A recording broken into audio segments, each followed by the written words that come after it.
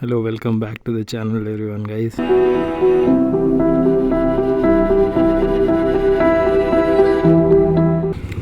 Hello welcome back to the channel everyone guys. बहुत time के बाद आज व्लॉग बना रहा हूँ मैं। ये मोटर व्लॉग बहुत टाइम के बाद आ रहा है गाइस, क्योंकि थोड़ा सा मेरे साथ प्रॉब्लम हो गया था।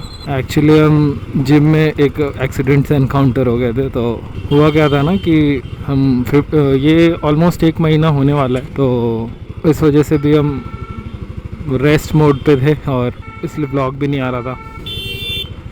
तो ये ऑलमोस्ट हो गया, 1 महीना से भी ज़्यादा हो गया।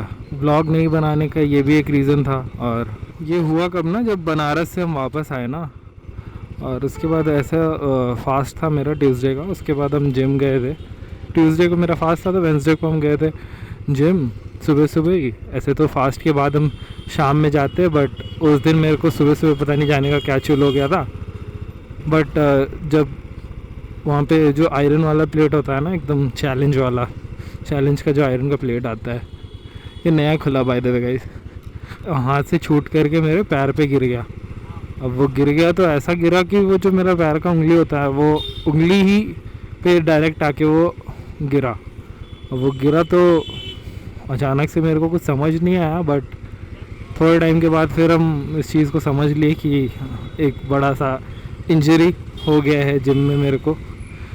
उस इंजरी से बचने का सिर्फ एक ही उपाय है, वो है कि जिम जाओ तो शूज़ पहन करके जाओ और बच जाओगे पैर वैर में अगर कोई चोट लगना रहा तो। हम उस दिन शूज़ भी पहन करके नहीं गए थे, तो ये था वो जिम में मेरे को ऐसा हुआ था। इस वजह से भी फिर कोई मोटर ब्लॉग नहीं आया। डेली ट्राई तो कर रहे थे कि जितना जल्दी रिकवर हो जाए, बट ऐसा पॉसिबल नहीं है। जिसको जितना टाइम लगना है रिकवर होने में उतना तो लगेगा ही, चाहे आप कितना भी दवा खा लो और कुछ भी कर लो। फिर ये सब चल रहा था। और आज सुबह सुबह बाइक को भी वॉश किया, बहुत सही दिख रहा होगा मे भी, अगर आपको दिख रहा हो तो।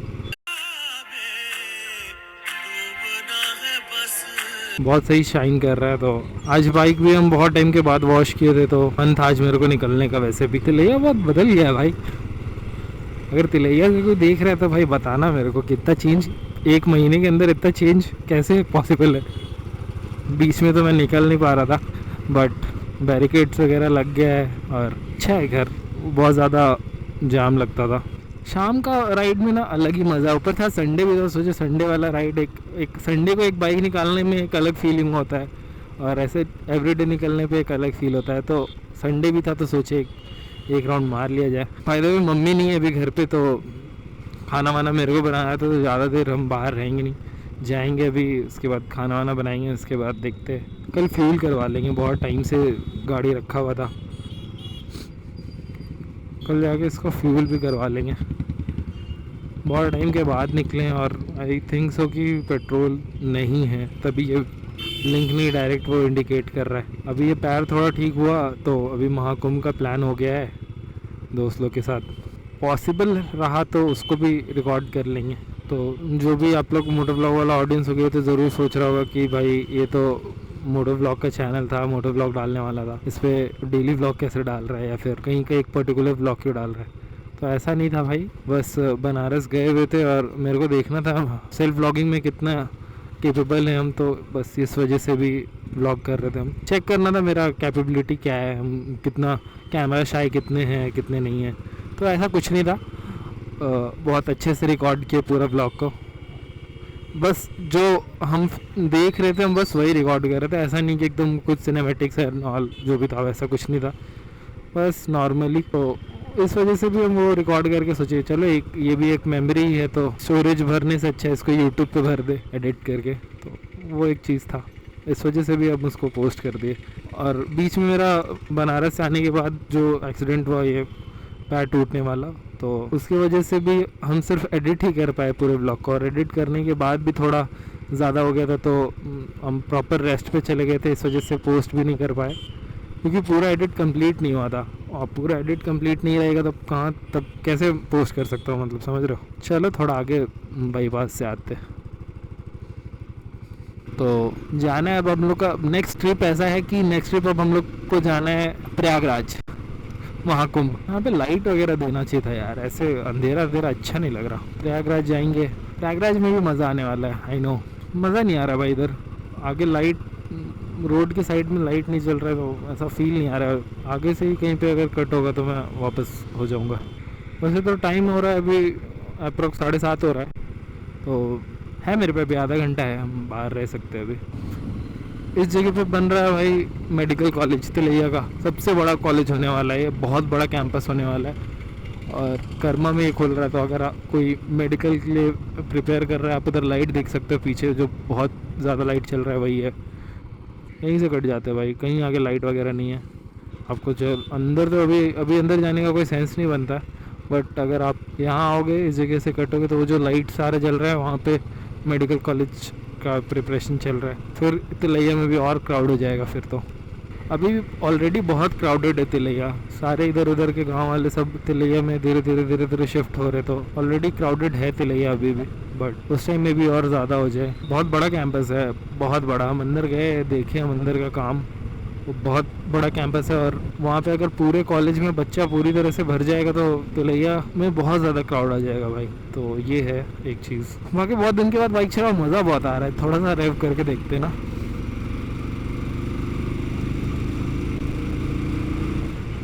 मज़ा आ गया भाई, थोड़ा सा भी मज़ा आ गया, ज़्यादा नहीं, क्योंकि रात में स्पीड नहीं चलाते। कि ये वाला हेलमेट टिंटेड है, इस वजह से भी रैश ड्राइविंग बिल्कुल नहीं, एकदम अवॉइड करता हूँ। अभी जैसे मेरे को ये ब्रेकर नहीं दिख रहा था, बट ऐसे सामने आने के बाद दिख जाता है। Let's see what destiny plan. आपको एक स्टोरी बताता हूँ मैं, जो रिसेंटली हुआ है मेरे किसी दोस्त के साथ। तो ही वॉज इन लव, मतलब he is still in love, but वो क्या है ना कि वो जो जिस बंदी के साथ था रिलेशनशिप में था, वो लोग रिलेशनशिप को 2-3 साल से ज़्यादा हो गया था। तो भाई दोनों जब तक एक जगह पे थे तब तक बहुत सही चल रहा था। जैसे ही वो रिलेशनशिप में थोड़ा सा लॉन्ग डिस्टेंस आया, जो बंदा है वो अपने घर पे शिफ्ट हुआ, तो वो ऐसा हो गया ना वो रिलेशनशिप की बंदी को लगने लगा कि अब तो जो है सो हम ही हैं, अब आई एम फ्री नाउ। वजह से भी वो बंदी बहुत ज़्यादा अपने आप को फ्री समझने लगी। जब तक वो उस बंदे के साथ थी और वो बंदा भी सेम प्लेस पे रह रहा था, जगह और नाम डिस्क्लोज नहीं कर सकते, जब तक वो लोग सेम प्लेस पे थे तब तक वो लड़की भाई बहुत शाय, बहुत इंट्रोवर्ट टाइप करके थी। उसको एकदम वो नहीं होता था कि मेरे लिए तो जो है सो यही है, ऐसा वाला था वो लोग का सीन, ऐसा सीन था फिर। बट जैसे ही थोड़ा सा लॉन्ग डिस्टेंस हुआ, वो बंदी ना थोड़ा अपने बंदे को अवॉइड करने लग गई, और होता है ना इग्नोर करना, और बहुत ज़्यादा कॉल्स वगैरह करता है तो इग्नोर कर रही थी वो। बट जब वो बंदा उसको सामने से पूछा कि क्या चल रहा है, क्यों ऐसे कर रही हो, तो बंदे का रिप्लाई ये था कि तुम बहुत टॉक्सिक हो। ये तो मेरे को समझ नहीं आई कि ऐसा टॉक्सिकनेस कैसा, मतलब जब तक साथ थे तब तक टॉक्सिक नहीं लगता था एंड ऑल, जो भी था सो, और जैसे ही बंदा दूर गया वो टॉक्सिक हो गया। ये तो भाई गलत है, मेरे को ये गलत लगा था पर्सनली। आई डोंट नो उन लोग के बीच में क्या था, वो बंदा सच में टॉक्सिक था कि नहीं, वो उसको कैसे ट्रीट करता था, मे बी वो उस वजह से भी बोल रही हो। बट टॉक्सिक था ही अगर वो बंदा, तो वो पहले भी बता सकती थी उसको, बट वो लॉन्ग डिस्टेंस होने पे ही बताना। और बंदे को कहीं ना कहीं से ये चीज़ लग रहा था, क्योंकि वो बहुत सारा कॉल्स एंड ऑल कर रहा था उसको पूछने के लिए वो किधर है, कहाँ है। उस टाइम पे वो कहीं और थी, किसी और के साथ। वो बंदा उसको पूछ रहा है, उसको मालूम चल गया ये चीज़ कि वो किसी और के साथ थी, इस वजह से वो कॉल कर रहा था उतना। वो उसको कॉल उठा करके बोली अपने दोस्त लोग के साथ है, हम बाहर आए हुए हैं, बाद में करते हैं। और वो अपने दोस्त लोग के साथ नहीं, बट वो किसी और लोग के साथ। मे भी उसको ये चीज़ पता चल गई, तो सारी अपने वो उसके सारे दोस्तों को कॉल किया। वो कॉल करने के बाद उसको वहाँ से ये रिस्पांस मिला कि नहीं भाई ये तो हमारे साथ नहीं है। उसके दोस्तों को वो थोड़ा ज़बरदस्ती उगलवाना कह लो, ऐसा करके वो उसको पूछा, तो वो पता चल गया वो लोग को, वो मतलब पता चल गया उस बंदे को कि वो बंदी किसके साथ है, कहाँ है, ऐसा। और जब उसको पता चल गया ना, तो वो फिर उसका भाई समझ नहीं आने लगा उसको क्या करे। वो लिटरली कॉल करके रोने लगा हम लोग के पास, जो क्योंकि ऑब्वियसली हम लोग दोस्त थे उसके, तो और किसको भी बता सकता है, घर पे बता नहीं सकता, हार्ट ब्रेक वाला सीन। तो वो लिटरली रोने लगा कि भाई हमको समझ नहीं आ रहा है, भाई ऐसे ऐसे हो गया मेरे साथ, क्या करे क्या नहीं करे, कुछ समझ नहीं आ रहा है, कैसे मैनेज करे। तो उसको समझाए कि ऐसा है तो एकदम सामने से बात करो एक बारी। उससे बात किया, बट अब लड़के का कहना है कि हमको नहीं रहना तुम्हारे साथ एंड ऑल, जो भी है, क्योंकि तुम बहुत टॉक्सिक हो, बहुत रूड हो, दिस दैट। अब लड़की को ये चीज़ अब समझ आ रहा है कि लड़का टॉक्सिक है इतने टाइम होने के बाद। ये नहीं कह रहा हूँ कि सारी लड़कियाँ गलत होती हैं, बट अगर ऐसा था तो उसको सामने से बोलना चाहिए था ना कि तुम्हारे साथ मेरा जम नहीं रहा है, जो भी है सो हम रहना नहीं चाहते तुम्हारे साथ एंड ऑल। अगर नहीं रहना था तो, बट ऐसा उसने कुछ बताया नहीं उसको, और डायरेक्ट उसको ऐसा कह रही कि तुम बहुत टॉक्सिक हो, इस वजह से अब हमको नहीं रहना है तुम्हारे साथ। तो ये तो गलत ही था, मेरे अकॉर्डिंग ये तो गलत था भाई। इतना होने के बाद फिर उसको समझ आ गया उस बंदे को कि कुछ तो गेम दे रही है ये बंदी, तो उससे उसका फ़ोन मांगा। वो उसको फ़ोन कि लाओ दिखाओ, हमको चेक करना है तुम किससे बात कर रही नहीं कर रही है, क्योंकि बहुत सेंसलेस वाला चीज़ था मेरे अकॉर्डिंग।